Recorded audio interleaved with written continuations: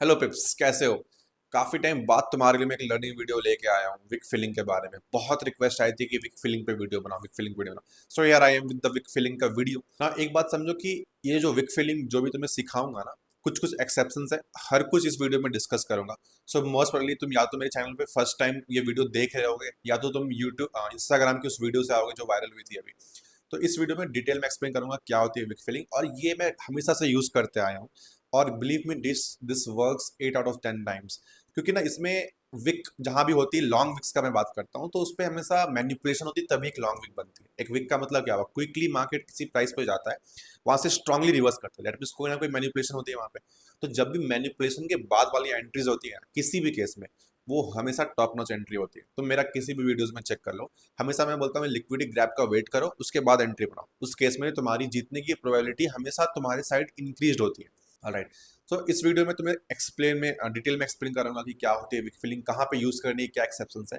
तो I hope तुम्हें video पसंद आएगा। लास्ट में लाइक कर देना, सब्सक्राइब कर देना, कमेंट कर देना वीडियो कैसा लगा। और यार बहुत क्लोज है हम लोग 10 के सब्सक्राइबर्स के लिए, तो फटाफट सब्सक्राइब कर लो और अपने दोस्तों को शेयर कर दो चैनल। बोलो कि कोई भी और चैनल को मत देखे, क्योंकि सिर्फ एक बंदे को फॉलो करो, जो उसका सिस्टम है उसको फॉलो करो। एंड बिलीव मी, इस चैनल पे तुमको हर कुछ सीखने को मिलेगी। तो वीडियो में फटाफट चलते हैं। चलो पहले समझते हैं कि विक फिलिंग होती क्या एक्चुअली में। तो जनरली जब भी मार्केट में कोई अनयूजुअल बहुत बड़ा विक होता है तो मार्केट उसको मैक्सिमम टाइम फिल करता है। ठीक है। अब ये नॉर्मल विक्स की बात नहीं हो रही है। जब जो कोई बड़ा विक है उसकी बात हो रही है फॉर एक्स। जैसे कि ये बड़े बड़े विक्स हुए ना, ये बड़ी विक है, ये बड़ी विक है, ये बड़ी विक है, फिर ये बड़ी विक है। इनकी बात करेंगे, ना कि ये सब विक जो छोटी मोटी विक है, ये सब विक, ये सब छोटी मोटी विक्स है, इनकी बात नहीं होगी। ये छोटी मोटी विक्स, ठीक है, जो बड़े बड़े विक्स है ना, इनकी बात चलेगी। ठीक है। तो जब भी जनरली एक बहुत बड़ी विक होती है, क्योंकि बड़ी विक का मतलब क्या हुआ कि बहुत स्ट्रांग मूव अप है, स्ट्रांग मूव डाउन है, या स्ट्रांग मूव डाउन है, स्ट्रांग मूव अप है। मतलब वहां पे कोई ना कोई मैनिपुलेशन हुई है।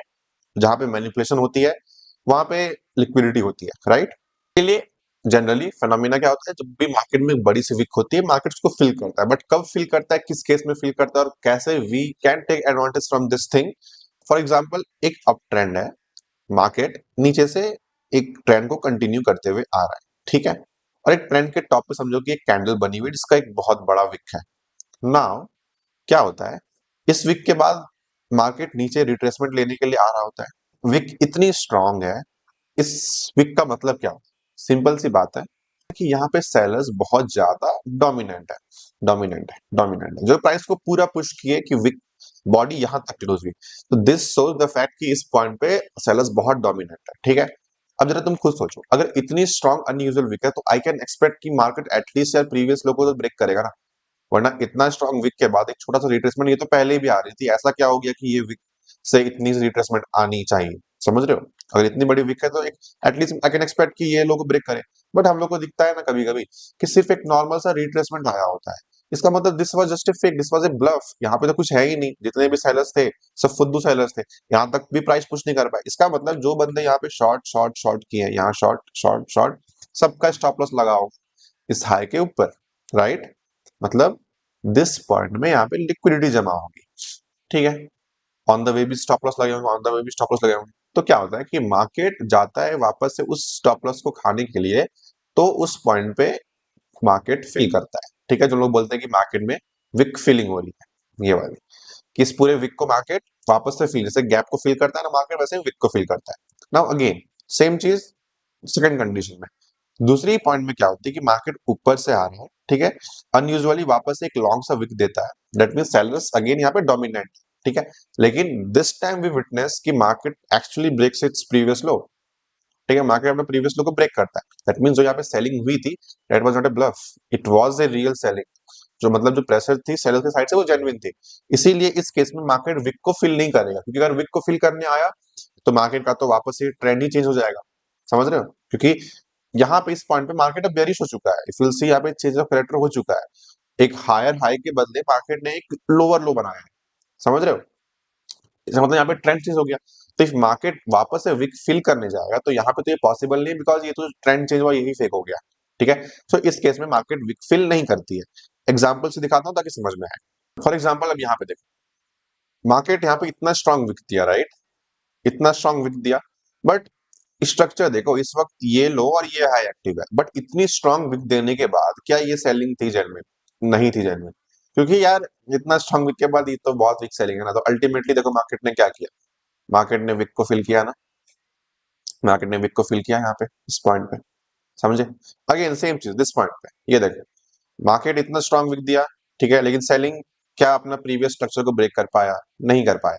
एटलीस्ट वी वांट कि मार्केट प्रीवियस स्ट्रक्चर को ब्रेक करे, तो मैं बोलूंगा विक फिलिंग नहीं हुई है। तो मार्केट यहाँ पे देखो स्ट्रक्चर को ब्रेक नहीं किया, अल्टीमेटली यहाँ पे विक फिलिंग हुई है, ठीक है। अगेन यहाँ पे भी विक फिलिंग हुई है, ऑलराइट। और देखते हैं अब सेम चीज इस पॉइंट पे, मार्केट में ये हाई ये लो एक्टिव है, ठीक है, and again this high this low, but इतनी स्ट्रांग विक होने के बाद मार्केट प्रीवियस स्ट्रक्चर प्रीवियस लो को ब्रेक कर दिया है। दैट मींस यहाँ पे स्ट्रक्चर चेंज हो गई है। तो देखो इस पॉइंट पे विक फिलिंग नहीं हुई है। अब तुम लोग बोल रहे हो विक फिलिंग तो यहाँ पे हुई है, तो इसी पे मैं इस पॉइंट के बारे में बताता हूँ जो बोलने वाला, कि तुम्हें जो विक फिलिंग वाली चीज अप्लाई करनी है ना, वो सिंपली एक स्ट्रक्चर तक ही अप्लाई करनी है। मतलब what do mean by this, कि मार्केट में ये एक विक है, ठीक है, अब ऐसा नहीं करना कि अब यहाँ पे स्ट्रक्चर ब्रेक हो गया तो फिर ये विक फिलिंग चीज काउंट नहीं होगी, ठीक है। एक स्ट्रक्चर ब्रेक हो गया मतलब एक न्यू स्ट्रक्चर बन चुका है, तो खत्म, अब विक फिलिंग वाली चीज अप्लाई मत करना, वो फिर बाद में डिफरेंट केस में अप्लाई होती है, ठीक है, वो आगे डिस्कस करूंगा, ठीक है। तो यहाँ पे सेम चीज, अगर स्ट्रक्चर ब्रेक कर दिया मतलब ये विक फिलिंग नहीं होगी, ठीक है, हमारे रूल के अकॉर्डिंग ना। अब देखो ये वाली जो विक थी, ये प्रीवियस स्ट्रक्चर को ब्रेक कर पाई? नहीं कर पाई, लेकिन देखो इस विक को फिर मार्केट फिल किया ना यहाँ पे आके, समझ रहे हो। देखो बहुत सॉलिड कॉन्सेप्ट है, एकदम इजी है, मैनिपुलेशन ज्यादा होती नहीं है इस कॉन्सेप्ट में, क्योंकि तुमको सबसे बिकॉज ये मैनिपुलेशन के बाद वाली चीजें फॉर्म हुई हुई होती है, समझ रहे हो। जो मैं, अगर मेरा इंस्टाग्राम का वायरल रील देखो, जो मैं एक्सप्लेन किया था ना रिफ्यूलिंग वाली चीज, कि मार्केट जब रिफिल कराती है तब अपने को एंट्री करनी होती है, वही वाली कंडीशन है कि मार्केट तो यहाँ पे लिक्विडिटी ग्रैब करने के बाद विक फॉर्म कर रही होती है, मतलब ऑलरेडी रिफिल हो चुकी है, उसके बाद हम एंट्री कर रहे होते हैं। तो वो हर जगह दिख जाएगी यार, ये देखो वापस एक और एग्जाम्पल, अगेन इतना strong wick but no structure break, ये अभी भी एक्टिव है, मार्केट विक को फिल किया। अब देखो ना, मत पूछना ये चीज कि किस टाइम फ्रेम पे अप्लाई करना, देखो सारे टाइम फ्रेम पे अप्लाई करती है। बस देखो एक डिफरेंस होती है, जब भी तुम लोग को दिमाग में ये चीज आया ना कि सर हमें ये चीज किस टाइम फ्रेम पे अप्लाई करनी है, हमें खुद से एक बात बोलो कि अगर लोअर टाइम फ्रेम है तो सिर्फ एक डिफरेंस होगी, रिएक्शन कम आएगा, हायर टाइम फ्रेम है रिएक्शन ज्यादा आएगा। अगर एक trend line higher time frame पे ब्रेक होती है तो उस पर तुमको 300 पिप्स मिलेगी, 5 मिनट पे ब्रेक होती है तो तुमको 30-40 पिप्स मिलेगी, दैट्स ऑल, इतना ही डिफरेंस है। तो तुम लोगों को बस टारगेट को स्मॉल रखना होता है। बंदे क्या करते हैं, लोअर टाइम फ्रेम पे एंट्री करेंगे और टारगेट रख देंगे 300 पिप्स का, तो बहुत रेयर होती है। तुम कोई रिवर्सल्स के टाइम पे लोअर टाइम फ्रेम पे कैच करो तब समझ में आता है, नॉर्मल कंडीशन में ये मत क्या करो, ठीक है। लोअर टाइम फ्रेम की चीज है तो लोअर टाइम फ्रेम के हिसाब से तुमको दिखाता हूँ, ये हायर टाइम फ्रेम पे भी काम करती है। इस पे एक स्विंग ट्रेड प्लान किया था गोल्ड में वीकली पे, बहुत पहले, दिखाता हूँ। इस पॉइंट पे ये स्विंग लो और ये स्विंग हाई एक्टिव है, राइट, ये स्विंग लो और ये स्विंग हाई एक्टिव है। अब देखो इतनी स्ट्रांग विक होने के बाद भी मार्केट में कोई रिएक्शन नहीं आया, मतलब ये सेलिंग है तो अपना प्रीवियस लो भी ब्रेक नहीं कर पाया, दैट मींस ये सेलिंग इज नॉट जेन्युइन। अब देखो यहाँ पे ट्रेंड लाइन ब्रेकआउट का सेटअप बना था इस पॉइंट पे, ट्रेंड लाइन ब्रेकआउट, और अल्टीमेटली फिर इस विक को फिल करने वाले। रिसेंटली अभी तुम लोग को जो मेरा ट्रेड्स लॉजिक वाला वीडियो देखे होंगे तो उसमें भी मैं एक्सप्लेन किया था कि मैं कैसे यूरो यूएसडी में ट्रेड प्लान किया था with the help of consolidation, trade fake out और विक फिलिंग वाली चीज है, ठीक है। नहीं देखे हो तो ट्रेड्स लॉजिक का प्लेलिस्ट देखो, बहुत कुछ सीखने को तुमको मिलेगा, अगर वो सारा बहुत कुछ वॉच कर लोगे ना पूरा का पूरा, बहुत कुछ तुम लोग सीख जाओगे उस चीज से। अब देखो जो बंदे शार्प होंगे उनको यहाँ पे एक चीज दिखता होगा कि यार यहाँ पे तो विक दिया है, ठीक है, और अल्टीमेटली यहाँ पे स्ट्रक्चर ब्रेक करता है फिर भी विक फिलिंग क्यों करने आया। तो ये अब इसी पे आते हैं नेक्स्ट चीज है, ठीक है, जो एक्सेप्शंस वाली बात होती है। ये एक्सेप्शंस मतलब क्या बोल रहा हूँ मैं, अब देखो क्या चीज है ना कि रियल ट्रेंड चीज, पहले इसका मतलब समझता है। मैंने तुम्हें क्या बोला कि अगर मार्केट विक देता है और विक देने के बाद स्ट्रक्चर चेंज करता है और in the other terms trend change करता है तो उस केस में विक फिलिंग नहीं होगी। बट व्हाट इफ ये जो ट्रेंड चेंज हुआ है यहाँ पे, ये ट्रेंड चेंज रियल ही नहीं, सिर्फ एक फेक ट्रेंड चेंज है। तो इस केस में तो यार जब ट्रेंड चेंज ही फेक है तो यहाँ तो विक वापस से फिल करेगी। तो इसके लिए ना तुमको ये समझ में आना चाहिए कि ये ट्रेंड चेंज फेक है कि रियल है।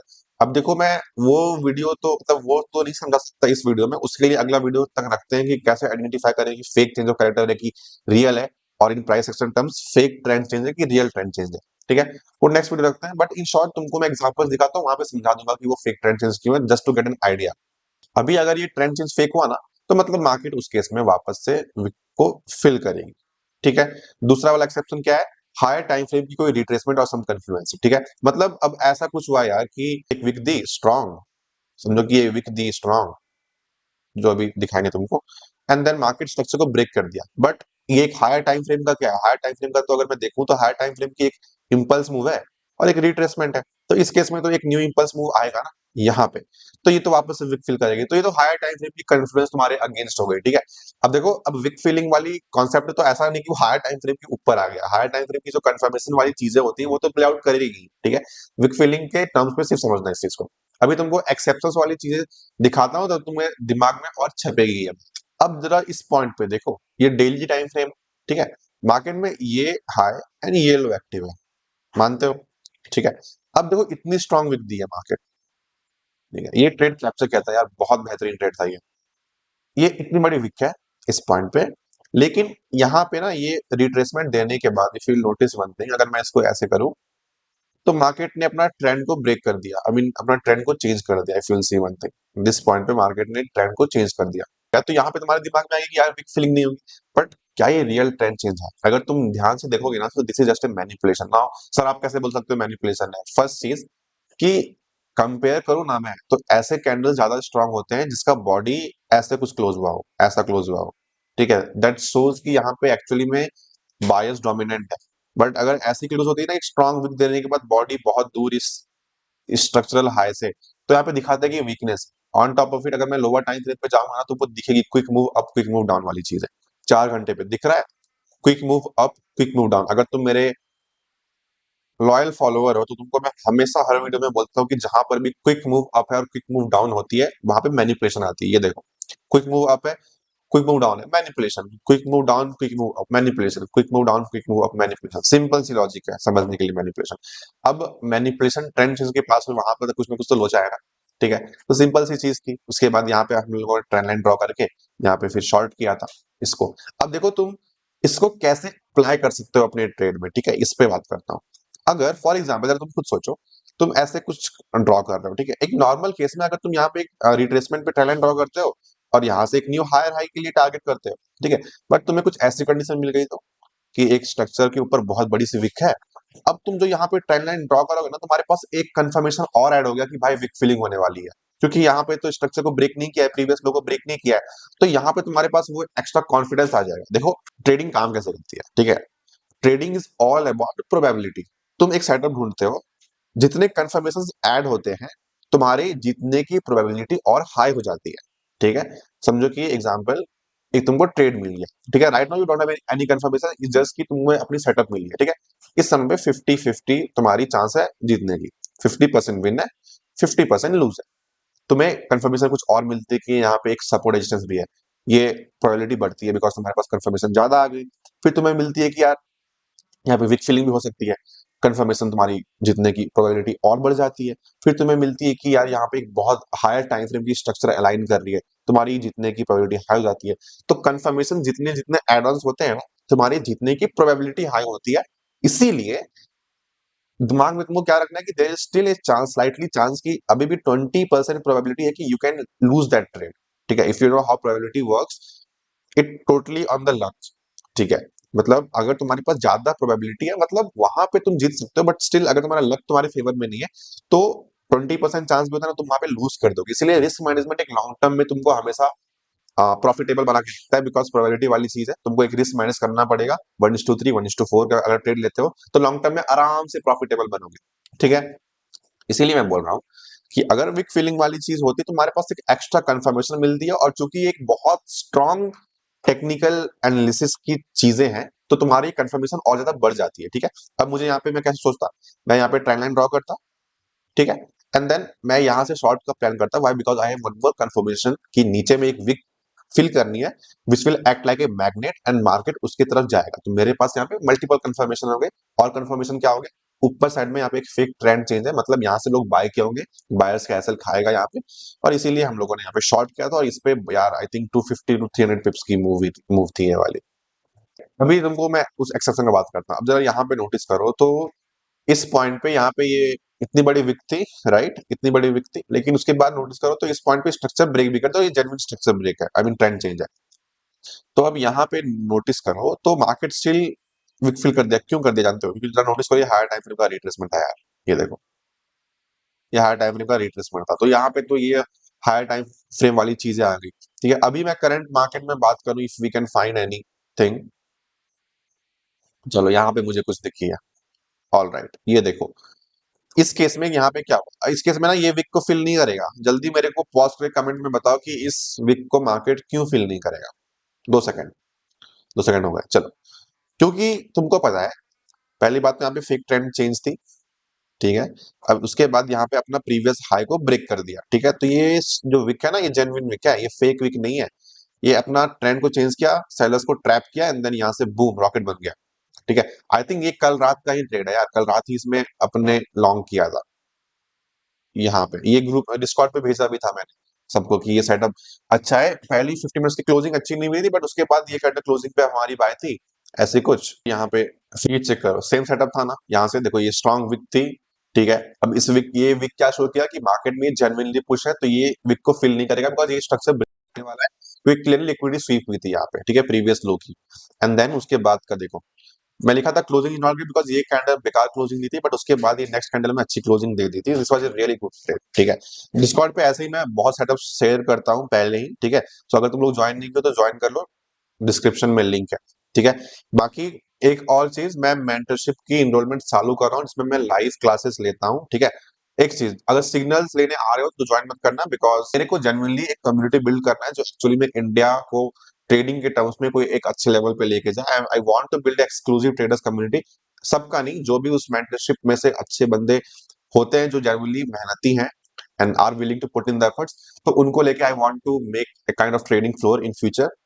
ठीक है, तो वो फ्यूचर प्लान है।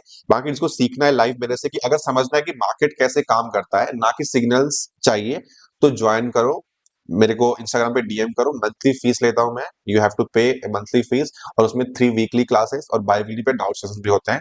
कैसे क्या ट्रेड प्लान का, दूसरे बंदे क्या ट्रेड लिए हैं, हर कुछ का लॉजिक समझते हैं, और बहुत ही ज्यादा प्रोडक्टिव सेशन होती है, और बहुत ही तुम लोग को चीजें सीखने को मिलती है। ठीक है, तो अगर इंटरेस्टेड हो, डिस्क्रिप्शन में इंस्टाग्राम का लिंक है, वहां पे डीएम कर। बाकी वीडियो पसंद आया हो तो लाइक करो, सब्सक्राइब करो। तुमको मेरे चैनल पे एकदम टॉप नॉच लिक्विडिटी मास्टरी के वीडियोस, फॉरेक्स के टेक्निकल एनालिसिस के बारे में वीडियोस, रिस्क मैनेजमेंट साइकोलॉजी, क्या क्या साइकोलॉजी तुमको मेंटेन करनी चाहिए for being a profitable trader, हर कुछ तुमको देखने को मिलेगा। सो सब्सक्राइब कर लो और अपने दोस्तों के साथ शेयर कर लो। बाबा, बाकी see you in the next video, bye bye.